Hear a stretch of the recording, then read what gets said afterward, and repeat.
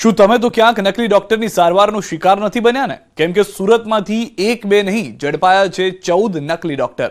એમ કહો કે બોગસ ડોક્ટરોની ફેક્ટરી જ ઝડપાઈ છે, જ્યાં 70,000 રૂપિયામાં મળી જતી હતી ડિગ્રી.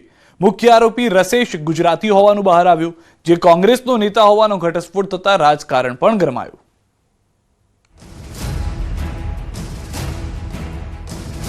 બોગસ ડોક્ટરોની ફેક્ટરી. એક બે નહીં 14 મુન્નાભાઈ. કેટલાય લોકોના જીવ સાથે રમત. 1500 જેટલી બોગસ ડિગ્રીઓ. પોલીસના જાપ્તામાં ઉભેલા આ લોકોને જુઓ. જરા નિરખીને ધ્યાનથી જોજો આ લોકોને. બની શકે કે તમે આ લોકો પાસે ક્યારેક ગયા હો અને દવા પણ લીધી હોય. હવે જરા આ લોકોના સર્ટિફિકેટ જુઓ. આ તમામ સર્ટિફિકેટ્સ બોગસ છે, જેનો કોઈ જ આધાર નથી. તમારા પગ તળેથી ભલે જમીન સરકી ગઈ હોય, પણ આ હકીકત છે. સુરતમાં પોલીસે નકલી ડોક્ટર બનાવવાની ફેક્ટરીનો પર્દાફાશ કર્યો છે. તે પણ નજીવા રૂપિયામાં મેળવી લેતા હતા ડિગ્રી. સુરતની પાંડેસરા પોલીસે તેમના વિસ્તારના બોગસ ડોક્ટરોની ક્લિનિક પર મોટા પાયે કાર્યવાહી કરી તો આખું કાંડ સામે આવ્યો. શ્રમિક વિસ્તારમાં ક્લિનિક શરૂ કરીને નિર્દોષ ગરીબ લોકોની સારવારના નામે ખોટો ઉપચાર કરતા હતા આ મુન્ના ભાઈઓ. આ કેસમાં મુખ્ય આરોપી સહિત 13 નકલી ડોક્ટરોની ધરપકડ કરવામાં આવી છે.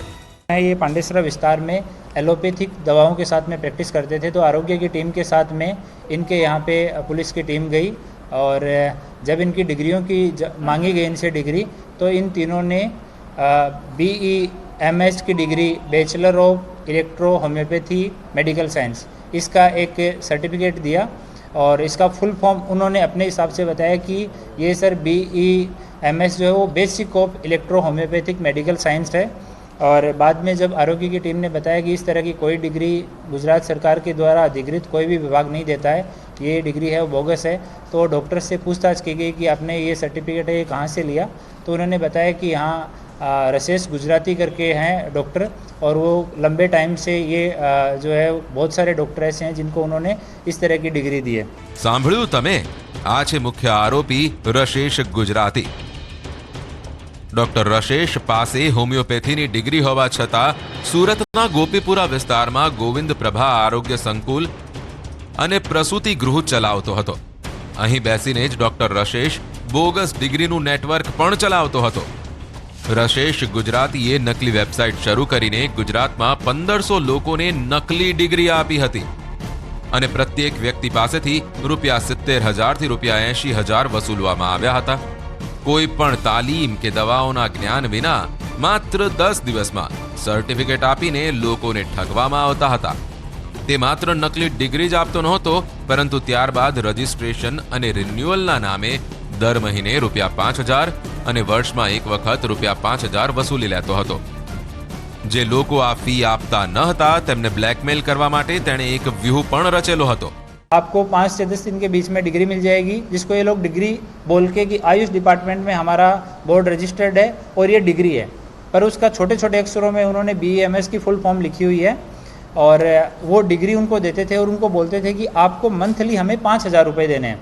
तो वो डॉक्टर इनको जहाँ पे भी प्रैक्टिस करते थे मंथली रसेल उनसे 5,000 रुपये कलेक्ट करता था. वो कलेक्शन का काम ये इरफान और शोभित दोनों करते थे. ये इनका एक मॉडल हो गया मंथली कलेक्शन का. दूसरा मॉडल है कि एक बार आप हमारा सर्टिफिकेट ले लो, उसके बाद आप प्रैक्टिस करते रहो और मंथ एनुअली आपको इसको रिन्यूअल कराना पड़ेगा. उसके लिए आपको 5,000 के आसपास का एनुअल खर्चा आएगा, वो आप डॉक्टर रसेल को देते रहो. રશેશે 2002માં ગોપીપુરા કાજીના મેદાન રત્નસાગર સ્કૂલની સામે ગોવિંદ પ્રભા આરોગ્ય સંકુલ ટ્રસ્ટની સ્થાપના કરી હતી. આ ટ્રસ્ટના અંડરમાં ગોવિંદ પ્રભા આરોગ્ય સંકુલ કોલેજની પણ સ્થાપના કરી હતી. ત્યારબાદ તેને અનુભવ થયો કે લોકો ઇલેક્ટ્રો હોમિયોપેથીનો પ્રોપર 3 વર્ષ અભ્યાસ કરવામાં રસ ધરાવતા નથી અને ઇલેક્ટ્રો હોમિયોપેથીનો અભ્યાસ અને સારવાર બહુ મહેનતનું કામ છે અને લોકોમાં પણ ઇલેક્ટ્રો હોમિયોપેથી માટે જાગૃતતા નથી, જેથી લોકો પણ ઇલેક્ટ્રો હોમિયોપેથી ડોક્ટર પાસે સારવાર કરાવતા નથી અને જેથી તે સતત નુકસાનીમાં ચાલતો હતો. પછી તેને બોગસ ડોક્ટરી ડિગ્રી આપવાનો ગોરખ ધંધો ચાલુ કર્યો। में डॉक्टर रसेश विठलदास गुजराती ये मेन अक्यूज है जो सूरत में रहता है और ये जो board of electro homeopathy medicine इन्होंने बना रखा है अहमदाबाद में, इसका ये साउथ गुजरात का प्रतिनिधि खुद को बताता है और दक्षिण गुजरात में जितने भी डॉक्टर्स हैं उनको डिग्री देने का, कमीशन खाने का, ये सब इनका काम है। दूसरा भूपेंद्र सूरजभान रावत उर्फे डॉक्टर बीके रावत, ये बोर्ड की तरफ से जितने भी साइन करने होते हैं, कोई भी रजिस्ट्रेशन इश्यू करना है, सर्टिफिकेट इश्यू करना है, ये सब साइन करने का काम ये डॉक्टर बीके रावत करता है। આ શખ્સે 1500 લોકોને નકલી ડોક્ટર બનાવીને માત્ર ગુજરાતના લોકોના જીવ જ જોખમમાં નથી મૂકી દીધા, સાથે સાથે પોતે પણ ગુનાહિત ઇતિહાસ ધરાવે છે। અત્યાર સુધીમાં ડોક્ટર રશેશ વિરુદ્ધ પોલીસ સ્ટેશનમાં 3 ગુના નોંધાયા છે, જેમાં સૌથી ગંભીર કેસ એક સગીરાના ગર્ભપાતનો છે। આ કેસમાં ડોક્ટર રશેશ જેલ પણ જઈ ચૂક્યો છે। આ આખું ષડયંત્ર માત્ર સુરત પૂરતું જ નહીં, પરંતુ ગણતરીની રકમ લઈને આવા અસામાજિક તત્વોને ડોક્ટરનું લેબલ આપવાનું કામ આ કોંગ્રેસી રશેશ ગુજરાતી દ્વારા કરવામાં આવતું હતું। આ આખું ષડયંત્ર સુરત પોલીસે પ્રોએક્ટિવલી પોલીસિંગના ભાગરૂપે પકડવામાં આવ્યું છે। ચારેય દિશામાં પોલીસ દ્વારા પ્રોએક્ટિવલી કામગીરી કરવામાં આવી રહી છે। આ પ્રકારની ખોટી ડિગ્રીવાળા કોઈ બી લોકો હશે તો તેને જરૂરથી પકડવામાં આવશે। રશેશ ગુજરાતી કોંગ્રેસ નેતા હોવાનું સામે આવ્યું છે। રશેશ ગુજરાતીની નિમણૂક 2019માં કોંગ્રેસ દ્વારા સુરત ડોક્ટર સેલના ચેરમેન તરીકે કરાઈ હતી। ગુજરાત ડોક્ટરના ચેરમેન હિમાંગ વસાવડા દ્વારા રશેશ ગુજરાતીને આ પદ સોંપવામાં આવ્યું હતું। હવે આ મામલે રાજકારણ ગરમાયું છે। ફેબ્રુઆરી 2019માં સ્થાનિક નેતાઓની ભલામણ અને આખી જે પક્ષમાં નિમણૂકની પ્રક્રિયા હોય છે એ પૂરી કરીને એને નિમણૂક આપવામાં આવી હતી। 2021 પછી તેમણે કોંગ્રેસ પાર્ટીમાંથી નિષ્ક્રિય થઈ ગયા। પ્રાથમિક સભ્યપદ કે ક્રિયાશીલ સભ્યપદ ઉપરથી જાતે જ નિવૃત્તિ લઈ અને દૂર થઈ ગયા। 2024માં આ કાંડ ખુલ્યું છે। બોગસ ડોક્ટર તો શબ્દ થોડો મને એમ છે કે ઓછો છે, બોગસ ડોક્ટરોની ફેક્ટરી ચલાવતા હતા એ વાત સાચી છે। તપાસમાં એવું ખુલે છે કે 2002 થી એ આવી પ્રવૃત્તિ કરતા હતા। પ્રજાના આરોગ્ય સાથે છેડા કરવાની વાત હોય, આવી બધી બાબતોની જ્યારે વાત હોય ત્યારે કોંગ્રેસ ક્યારેય ફ્રન્ટ ફૂટ પર આવતી નથી। કોંગ્રેસના નેતાઓ આ બાબતે કોઈ પણ જાતનો ખુલાસો કરવા પણ તૈયાર નથી।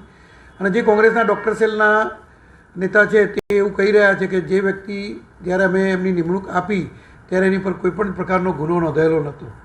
એટલે મારે એવું કહેવું છે કે જો વ્યક્તિ દારૂ વેચતો હોય અને જો પકડાય તો જ દાનવ, બાકી તો દેવ થઈ શકે। એટલે આ બધી વાતો કોંગ્રેસ એ પોતાના રાજકીય રોટલા શેકવાની વાતો છે। ભારતીય જનતા પાર્ટી ક્યારે પણ કોઈ ગુનેગારની તરફદારી કરતું નથી।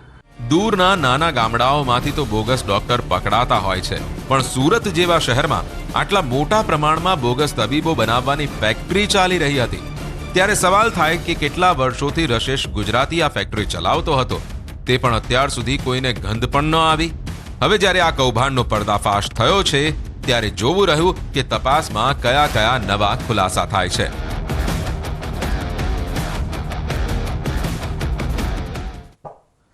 લોકો સાથે ધર્મ અને આસ્થાના નામે રૂપિયા પડાવનાર તો અનેક હોય છે, પણ રૂપિયા પડાવવાની સાથે સાથે આવા ધુતારાઓ ખૂની ખીલને પણ અંજામ આપતા ખચકાતા નથી। રાજ્યમાં આવા જ એક ભુવાનો પર્દાફાશ થયો છે।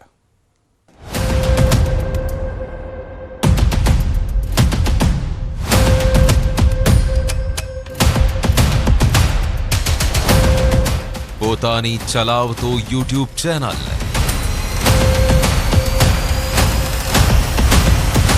લોકોની નજરોમાં માતાજીનો ભૂવો,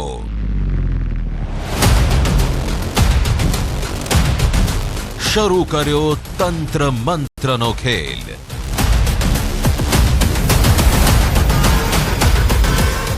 ડિજિટલ દુનિયામાં અંધશ્રદ્ધાનો ખેલ।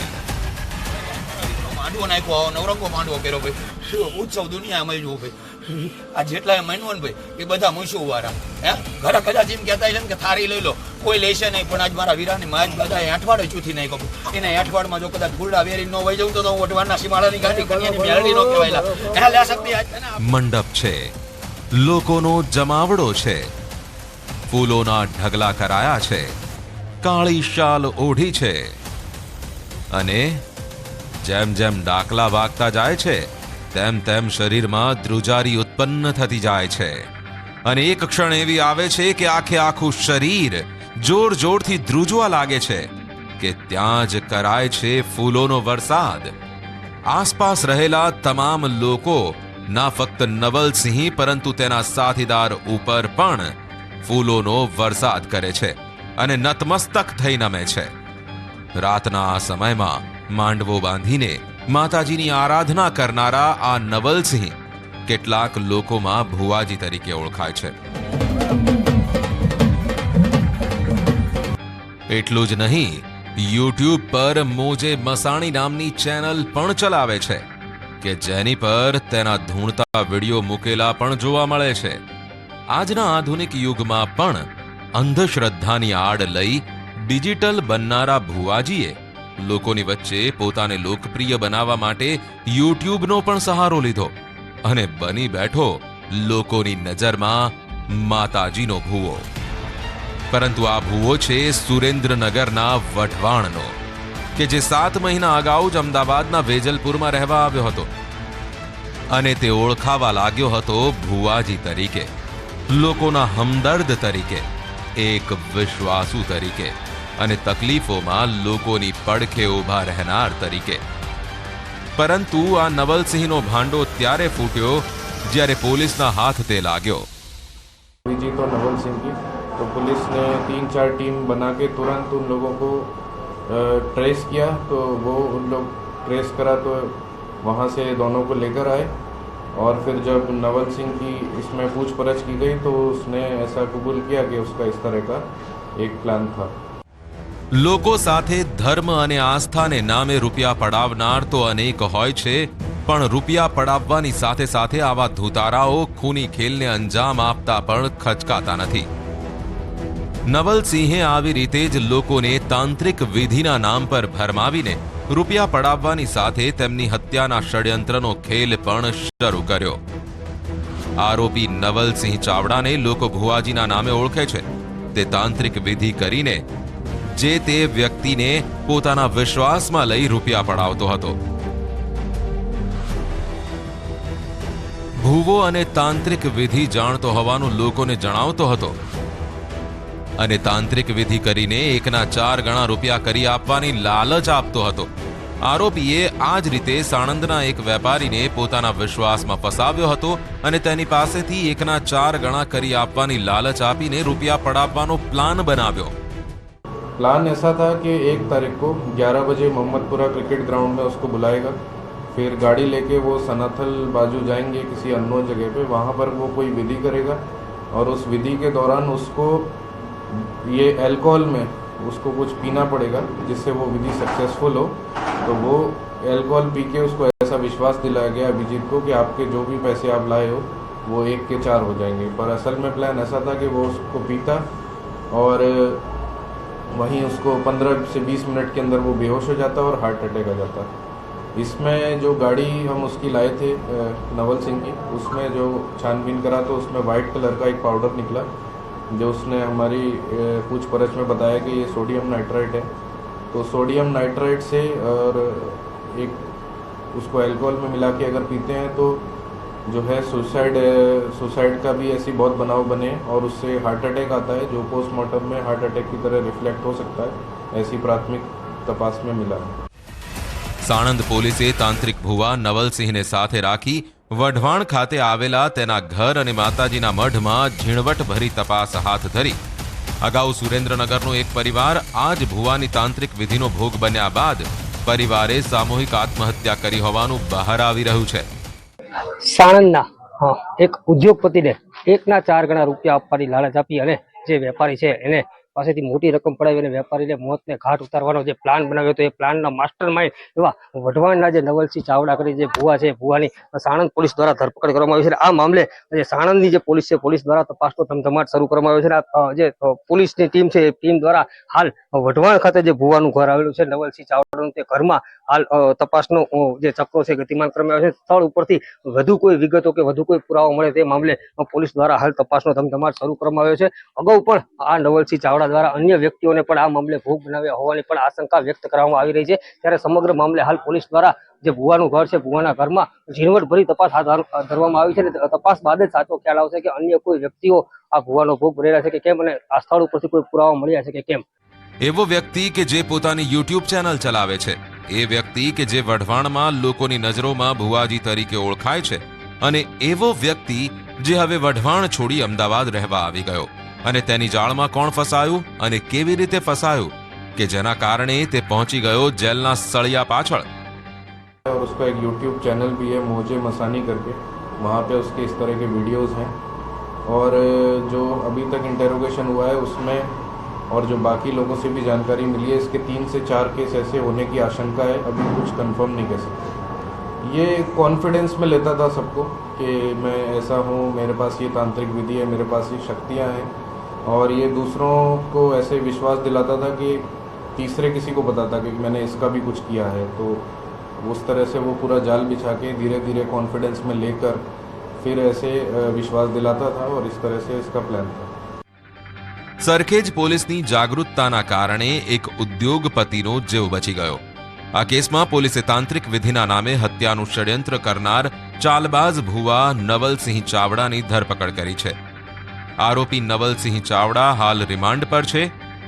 લોકો અંધશ્રદ્ધામાં આવી આવા ભુવાઓ પાસે જાય છે. પોતાની સમસ્યાનું સમાધાન કરાવવા માટે પણ આવા ચાલબાજ ભુવાઓ તેમની મજબૂરીનો ફાયદો ઉઠાવી તેમને પોતાની જાળમાં ફસાવી લે છે. આ માટે તેઓ સોશિયલ મીડિયાનો પણ ઉપયોગ કરતા થયા છે. ભોળા લોકો આવા ભુવાઓની માયાજાળમાં ફસાય છે અને રૂપિયા તો ગુમાવે છે, સાથે પોતાનો જીવ પણ જોખમમાં મૂકે છે. ભુવાએ આ રીતે કેટલા લોકોને પોતાની જાળમાં ફસાવી શિકાર બનાવ્યા છે તેની પણ તપાસ થઈ રહી છે.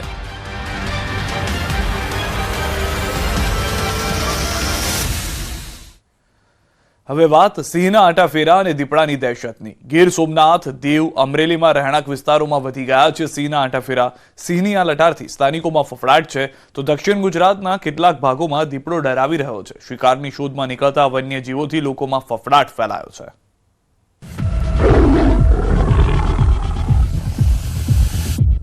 ક્યાંક સાવજની સવારી તો ક્યાંક દીપડાનો ડર. શિકારની શોધમાં શિકારી જંગલ છોડી માનવ વસાહત તરફ કૂચ. સિંહ દીપડાની દહેશત.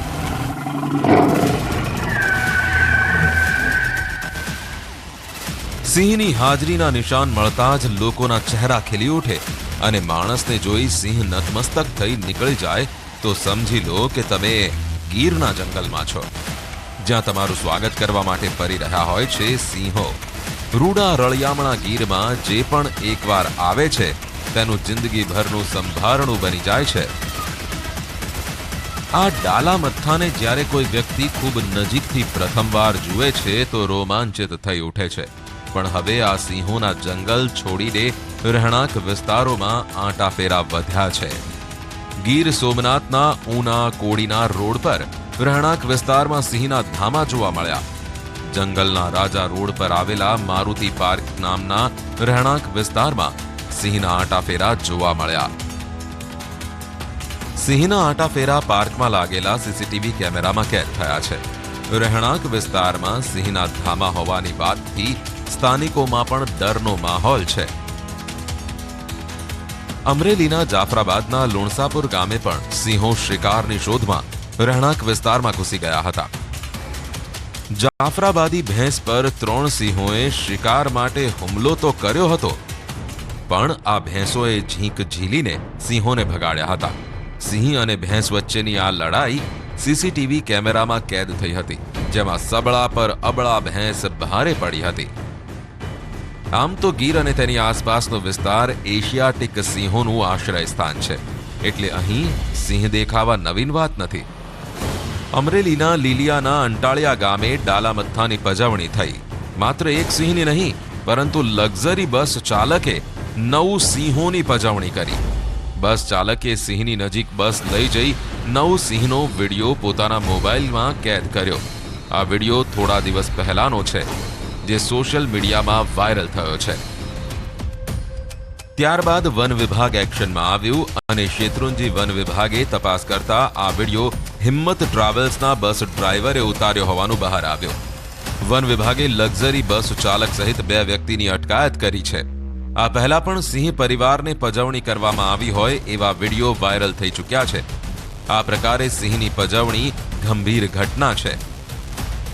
સિંહ હવે છેક દીવ સુધી શિકારની શોધમાં ભટકતા જોવા મળે છે. કેન્દ્ર શાસિત પ્રદેશ દીવમાં મુખ્ય માર્ગ પર એક સિંહ આંટાફેરા મારતો જોવા મળ્યો હતો. એણે આમ તેમ ભાગવા પ્રયત્ન કર્યો હતો, પરંતુ વાહનોની અવરજવરના કારણે ગભરાઈને દરિયાકાંઠાના વિસ્તાર તરફ દોટ મૂકી હતી.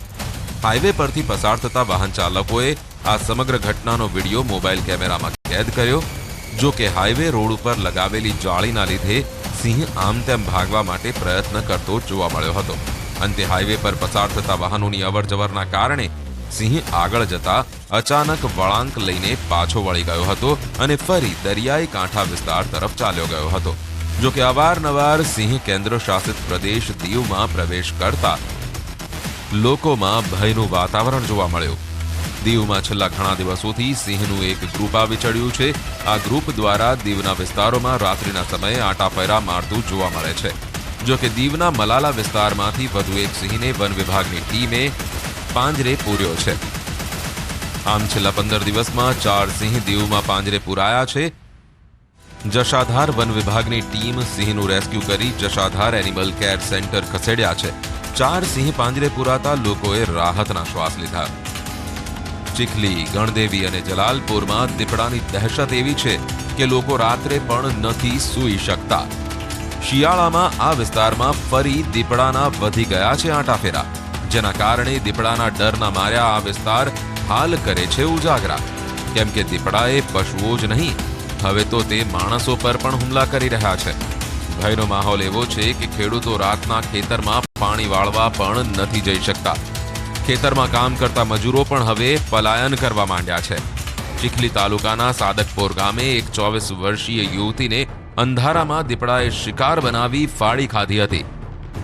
ત્યારબાદ આ વર્ષે પણ સતત દીપડો આસપાસના ગામોમાં ફરતો અને પાલતુ પશુઓનો શિકાર કરતો દેખાતા લોકો સતર્ક થયા છે.